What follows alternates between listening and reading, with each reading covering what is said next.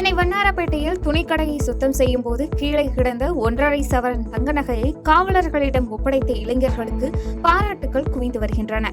துணிக்கடைகளை சுத்தம் செய்யும் பணியின் போது மீட்கப்பட்ட நகையை நேர்மையாக ஒப்படைத்த சாந்தகுமார் மற்றும் மணி ஆகிய இளைஞர்களுக்கு வியாபாரிகள் சங்கத்தினர் நன்றியை தெரிவித்தனர். இந்த காலத்துல 1.5 லட்சம் ரூபாய் பொருளை எனக்கு வேண்டாம் அப்படின்னு எடுத்துட்டு எங்க சங்கத்துல ஒப்படைக்கிறானுங்கன்னா அந்த பசங்க எப்படி இருப்பாங்கன்றது உங்களுக்கு தெரிஞ்சுக்கணும்ன்றதுதான் இந்த பேட்டி. என்ன காரணம்னா நாங்க இதை நேரடியா கூட்டு போய் டேஷன்ல ஒப்படைச்சிட்டு இருப்போம். அது எங்க இது கிடையாது. எங்க கையில கிடைச்ச பொருளை எங்க சங்கம் எந்த அளவுக்கு செயல்படுதுன்றதுக்கு இது ஒரு சின்ன உதாரணம் தான். கூப்பிடுற பசங்கள எல்லாருமே தப்பா பேசுறாங்க. ஆனா அப்படியாப்பட்ட பசங்க இந்த எம்சி ரோட்ல கிடையாது. எல்லாம் தங்கமான பசங்க. இன்னைக்கு இந்த பொருள் இல்ல, ஒரு பர்சு கிடைச்சா கூட தந்து கொடுக்கக்கூடிய பசங்க அவங்க. அதனால இந்த பெருமை எல்லாமே அந்த பசங்களை தான் போய் சேரும். நாங்க ஒரு ஓனர், அது அப்பாலப்பட்ட விஷயம்.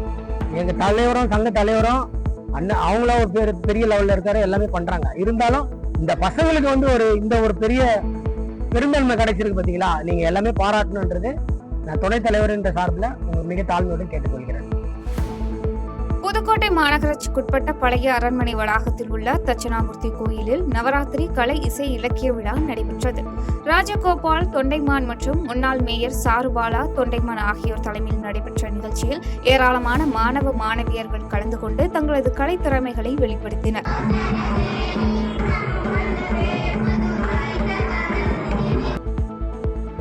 மதுரை திருப்பரங்குன்றம் முருகன் கோயிலின் உண்டியல் என்னும் பணியின் போது முதல் முறையாக 1 கோடி ரூபாய் காணிக்கையாக பெறப்பட்டதாக கோயில் நிர்வாகத்தினர் தெரிவித்தனர். மாதம் ஒரு முறை உண்டியல் என்னும் பணி நடைபெறும் நிலையில் கடந்த மாதம் காணிக்கைகள் எண்ணப்படாததால் 2 மாத காணிக்கையாக 1 கோடி ரூபாய் பெறப்பட்டுள்ளதாக தெரிவிக்கப்பட்டுள்ளது.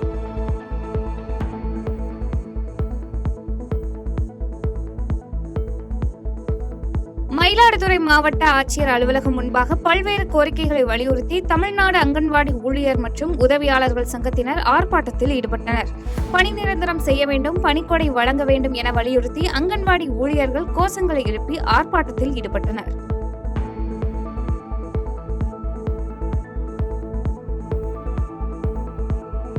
தூத்துக்குடி மாவட்டம் திருச்செந்தூர் தாலுகாவில் அமைந்துள்ள ஞானமூர்த்தீஸ்வரர் உடனுறை முத்தாரம்மன் திருக்கோயிலில் தசரா திருவிழா கொடியேற்றத்துடன் தொடங்கியது. மொத்தம் 10 நாட்கள் நடைபெறும் இந்த விழாவில் முக்கிய நிகழ்வான சூரசம்ஹார விழா அக்டோபர் 2ஆம் தேதி நடைபெறும் என தெரிவிக்கப்பட்டுள்ளது.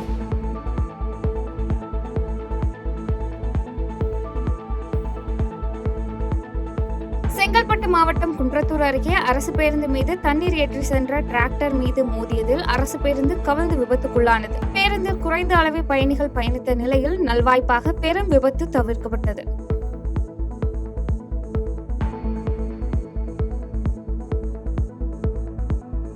சென்னை குரோம்பேட்டையில் சாலையை ஆக்கிரமித்து அமைக்கப்பட்டிருந்த சாலையோர கடைகளை மாநகராட்சி அதிகாரிகள் இரவோடு இரவாக அகற்றியதால் பரபரப்பான சூழல் நிலவியது. தங்களது வாழ்வாதாரம் பாதிக்கப்படும் என வியாபாரிகள் கூறிய நிலையிலும் நோட்டீஸ்கள் வழங்கியும் கடைகளை உரிமையாளர்கள் அகற்றாததால் அதிகாரிகள் நடவடிக்கை மேற்கொண்டனர்.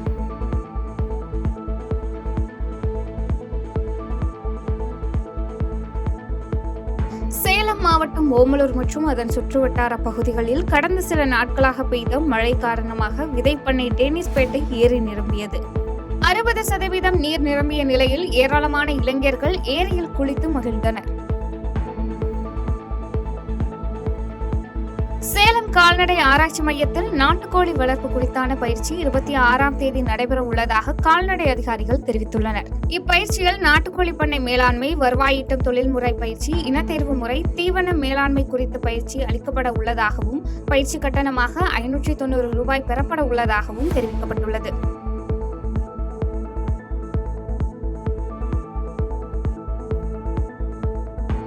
நாமக்கல் மாவட்டம் புதுச்சத்திரம் அடுத்த ஸ்ரீ சக்தி மாரியம்மன் கோயில் முன்பு ஆவணங்களில் இல்லாத பாதையை உருவாக்கி சிலர் ஆக்கிரமிப்பில் ஈடுபடுவதாக தமிழ் புலிகள் கட்சியின் சார்பில் மாவட்ட ஆட்சியரிடம் மனு அளிக்கப்பட்டது. வருவாய்த்துறையினர் ஆவணங்களில் இல்லாத வகையில் ஆக்கிரமிப்பில் ஈடுபடும் நபர்கள் மீது உரிய நடவடிக்கை எடுக்க வேண்டும் எனவும் அந்த மனுவில் குறிப்பிடப்பட்டுள்ளது. கலெக்டர் மாவட்டத்துடைய ஆட்சியர் அவர்கள் இது சம்பந்தமா டிஆர்ஓ அவருடைய நாலேஜுக்கு கொண்டு போய் அவருடைய தலைமையில நடவடிக்கை எடுக்கிறவங்கிற மாதிரி ஒரு உத்தரவாதம் கொடுத்திருக்கிறாங்க. கள்ளக்குறிச்சி மாவட்டம் சங்கராபுரம் மும்முனை சந்திப்பில் தமிழக அரசை கண்டித்து புரட்சி பாரதம் கட்சியின் சார்பில் கண்டன ஆர்ப்பாட்டம் நடைபெற்றது. இந்த ஆர்ப்பாட்டத்தில் மேலப்பட்டு அணைக்கரை கோட்டாலம் கிராம பட்டியலின மக்கள் கோயில் வழிபாடு நடத்த அனுமதி மறுத்த மாவட்ட நிர்வாகத்தையும் தமிழக அரசை கண்டித்தும் கண்டன கோஷங்கள் எழுப்பப்பட்டது.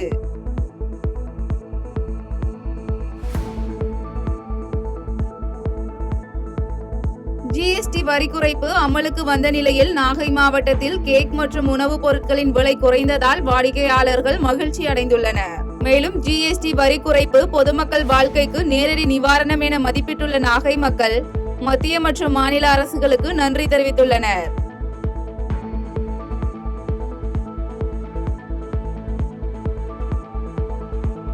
நாமக்கல் மாவட்டம் கொண்டிசெட்டிப்பட்டி கணபதி நகரில் வழிபாட்டு தலம் அமைப்பதற்கு இடஒதுக்கீடு செய்து தர வேண்டிய அப்பகுதி மக்கள் மாவட்ட ஆட்சியரிடம் மனு அளித்தனர். அந்த மனுவில் வழிபாட்டு தலம் இல்லாமல் பல்வேறு இன்னல்களை சந்தித்து வருவதாகவும் மாநகராட்சிக்கு சொந்தமான அரசு புறம்போக்கு நிலத்தில் பட்டியலின மக்கள் வழிபடக்கூடிய வழிபாட்டு தலம் அமைக்க இடம் ஒதுக்கி தர வேண்டும் எனவும் குறிப்பிடப்பட்டிருந்தது.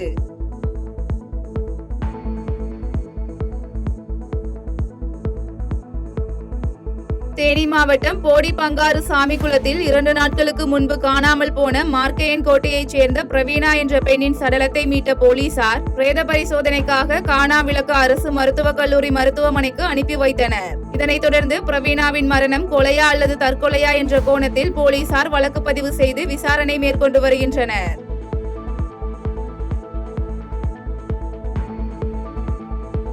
வேலூர் மாவட்டம் காட்பாடி காந்திநகர் பகுதியில் உள்ள தமிழ்நாடு மின் உற்பத்தி மற்றும் பகிர்மான கழக மேற்பார்வை பொறியாளர் அலுவலகம் முன்பு CITU சார்பில் மறியல் போராட்டம் நடைபெற்றது.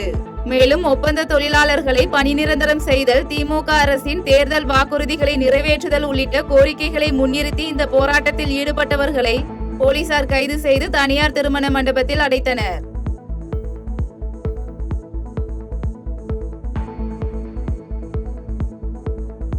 கிருஷ்ணகிரி மாவட்டம் ஓசூர் கெலவரப்பள்ளி அணையில் இருந்து 3வது நாளாக வெளியேற்றப்படும் நீரின் காரணமாக அணையில் இருந்து ரசாயன நுரைகள் பொங்கி செல்வதால் விவசாயிகள் கவலையடைந்துள்ளனர்.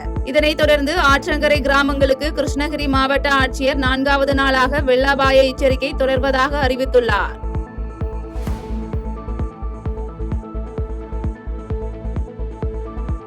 கள்ளக்குறிச்சி மாவட்டம் ராவத்தநல்லூர் பள்ளிவாசல் முன்பு தேங்கி நிற்கும் கழிவு நீரை அகற்ற வலியுறுத்தி வாயில் கருப்பு துணி கட்டிக்கொண்டு சமைத்து சாப்பிடும் போராட்டம் நடைபெற்றது.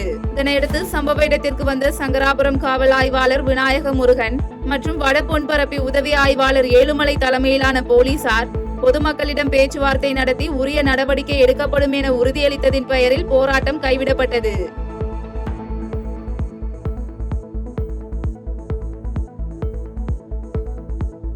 செங்கல்பட்டு மாவட்டம் திருநீர்மலை சாலையில் கழிவுநீர் அதிகரிப்பால் அவதியடைந்த பொதுமக்கள் நோய் தொற்று பரவும் அபாயம் இருப்பதாக வேதனை தெரிவித்துள்ளனர்.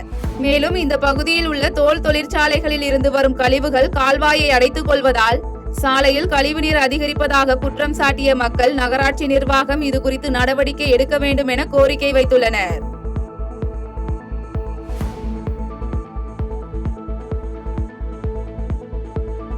விருதுநகர் மாவட்டம் ராஜபாளையம் அம்பலப்புள்ளி பஜாரில் பொதுமக்களுக்கும் பக்தர்களுக்கும் இடையூறாக செயல்பட்டு வரும் டாஸ்மாக் கடையை இடமாற்ற வலியுறுத்தி வணிகர்கள் ஒருநாள் கடையடைப்பு போராட்டத்தில் ஈடுபட்டனர். இந்த போராட்டத்திற்கு பிறகும் டாஸ்மாக் கடை அகற்றப்படவில்லை என்றால் தென்காசி சாலையில் மறியல் போராட்டம் நடைபெறும் என அனைத்து வணிகர்கள் சார்பில் தெரிவிக்கப்பட்டுள்ளது.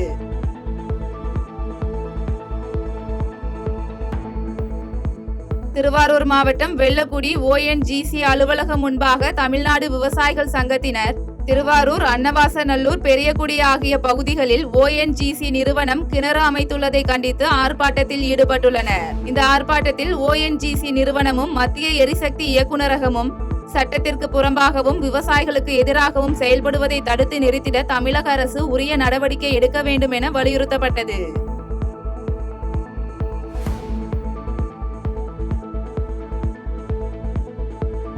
கடலூர் போக்குவரத்து பணிமனை முன்பு 37வது நாளாக தொடரும் போக்குவரத்து தொழிலாளர்கள் போராட்டத்தில் 12 தொழிலாளர்கள் மொட்டையடித்துக் கொண்டு போராட்டத்தில் ஈடுபட்டனர். மேலும் போக்குவரத்து ஊழியர்கள் மற்றும் போக்குவரத்து ஓய்வூதியர்கள் கோரிக்கைகளை வலியுறுத்தி இந்த காத்திருப்பு போராட்டம் ஆகஸ்ட் 12ஆம் தேதி முதல் தமிழகம் முழுவதும் நடைபெற்று வருகிறது என்பது குறிப்பிடத்தக்கது.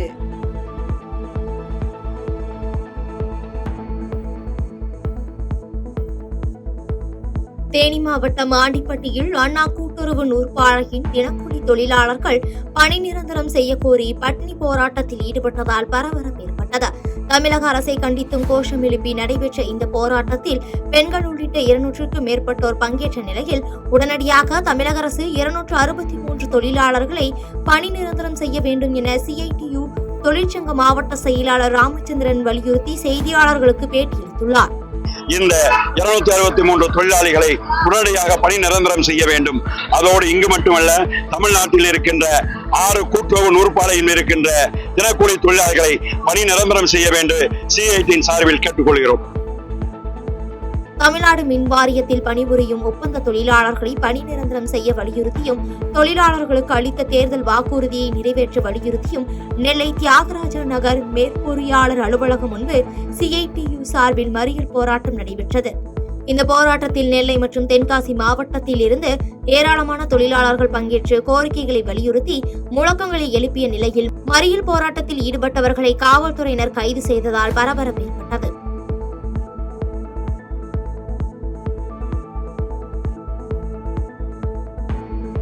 பெரம்பலூர் மாவட்டம் குன்னம் தாலுகாவிற்குட்பட்ட காருக்கடி கிராமத்தைச் சேர்ந்த பள்ளி மாணவர்கள் சிலர் பெரம்பலூர் மாவட்ட ஆட்சியரை நேரில் சந்தித்து கூடுதல் பேருந்து வசதி கேட்டு மனு அளித்தனர். மேலும் ஊருக்கு வெளியே தினந்தோறும் 2 கிலோமீட்டர் நடந்து சென்று பேருந்தில் பயணம் செய்வதால் தங்கள் பகுதிக்குள் பேருந்து வர வேண்டும் அல்லது தங்கள் பகுதிக்கென்று தனியாக பேருந்து வசதி வேண்டும் என்று பள்ளி மாணவர்கள் வேண்டுகோள் விடுத்துள்ளனர்.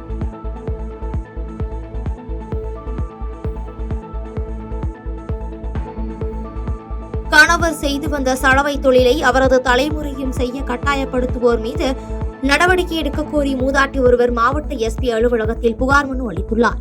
விளக்கேத்தி அடுத்த விஜயநகரத்தைச் சேர்ந்த லட்சுமியின் கணவர் சலவை தொழில் செய்து வந்ததாகவும் அவர் உயிரிழந்த பின்பும் லட்சுமியின் குடும்பத்தினர் சலவை தொழிலை தொடர வேண்டும் என வலியுறுத்தி சிலர் அவரது வீட்டுக்கு செல்லும் வழித்தடத்தை கம்பிவேலி மூலம் அடைத்து துன்புறுத்தி வருவதாகவும் இது தொடர்பாக சிவகிரி காவல் நிலையத்தில் கடந்த 2019 முதல் தொடர்ந்து புகார் மனு அளித்தும் இதுவரை நடவடிக்கை எடுக்கவில்லை எனவும் பாதிக்கப்பட்டவர்கள் வேதனை தெரிவித்துள்ளனர்.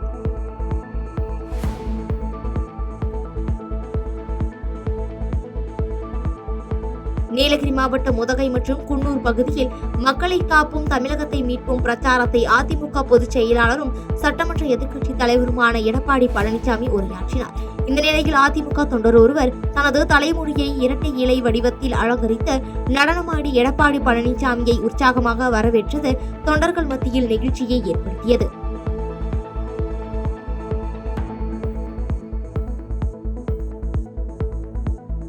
கன்னியாகுமரியில் விசைப்படகில் கடலுக்கு மீன்பிடிக்க சென்றபோது கடலில் தவறி விழுந்த மீனவர் 2 நாட்கள் கடலில் தத்தளித்த நிலையில் உயிருடன் மீட்கப்பட்டுள்ளார். நெல்லை மாவட்டத்தைச் சேர்ந்த செட்டிக்குளம் பகுதியில் உள்ள சிவமுருகன் உட்பட 13 பேர் மீன்பிடிக்க சென்றபோது எதிர்பாராத விதமாக சிவமுருகன் கடலில் விழுந்து மாயமான நிலையில் நடுக்கடலில் தத்தளித்துக் கொண்டிருந்த அவரை கூத்தங்குழி மீனவர்கள் மீட்டு கரைக்கு கொண்டு வந்து தனியார் மருத்துவமனையில் சிகிச்சைக்காக அனுமதித்தனர்.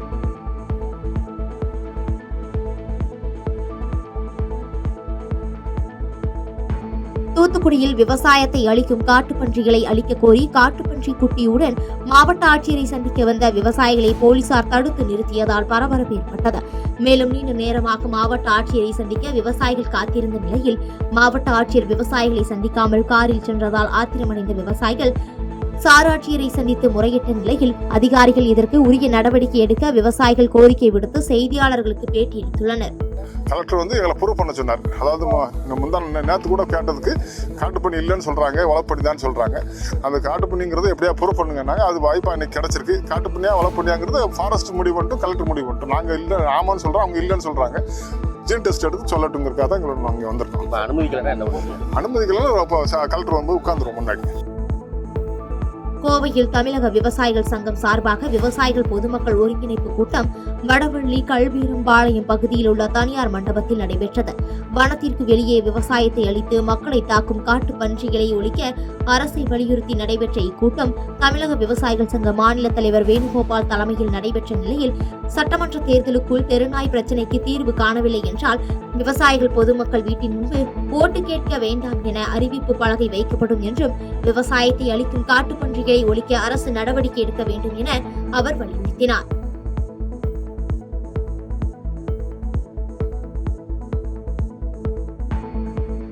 கோவை பொள்ளாச்சியில் போட்டோ ஸ்டுடியோவில் 6 லட்சம் ரூபாய் மதிப்புள்ள லேப்டாப்புகள், கேமராக்கள் திருடப்பட்டுள்ள சம்பவம் குறித்து மகாலிங்கபுரம் காவல் நிலைய போலீசார் விசாரணை நடத்தி வருகின்றனர். பொள்ளாச்சி ஜோதி நகரைச் சேர்ந்த ஜானகிராமன் என்பவருக்கு சொந்தமான போட்டோ ஸ்டுடியோவில் காணாமல் போயுள்ள நிலையில் இந்த திருட்டுச் சம்பவம் அப்பகுதி மக்களிடையே அச்சத்தை ஏற்படுத்தியுள்ளது.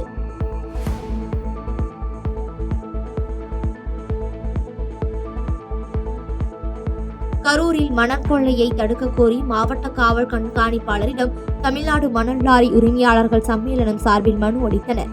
மேலும் இதை தடை செய்யப்பட வேண்டும் என்று பலமுறை மாவட்ட ஆட்சித்தலைவரிடமும் வருவாய் கோட்டாட்சியர் காவல்துறையிடமும் முறையிட்டும் எந்த ஒரு நடவடிக்கையும் எடுக்கப்படவில்லை எனவும் மாவட்ட ஆட்சித்தலைவர் ஒப்புதலோடுதான் மணல் கொள்ளை நடைபெறுவதாக தமிழ்நாடு மணல் லாரி உரிமையாளர் சம்மேளனம் தலைவர் செல்வராஜமணி குற்றம் சாட்டி வேதனை தெரிவித்துள்ளார். எங்ககிட்ட தானே மனு கொடுக்க சொல்லி அந்த போராட்டத்தில் ஈடுபட்ட எங்கள் மீது வழக்கு பதிவு செய்யப்பட்டது. உங்க அத்தனை பேருக்குமே தெரியும். Crime number 164 165 2025. அதுக்காக தான் நாங்களே பிடித்து உங்கள் முன்னிலையில் பத்திரிகை ஊடகங்கள் முன்னிலையில் ஒப்படைக்கிறதுக்கு தான் போராட்டம். செய்திகளை உடனுக்குடன் தெரிந்து கொள்ள கீழ்கண்ட கேபிள் மற்றும் டிடிஎச் நெட்வொர்க்குகளில் எம்நாடு செய்தி தொலைக்காட்சியை காணுங்கள். பாதகம் செய்பவரை கண்டால் நாம் பயம் கொள்ளலாகாது பாப்பா. மோதி முடித்துவிடு பாப்பா, அவர் முகத்தில் உமிழ்ந்து விடு பாப்பா. அண்மை செய்திகளை உடனுக்குடன் தெரிந்து கொள்ள இணைந்திருங்கள் எம்நாடு தொலைக்காட்சியுடன்.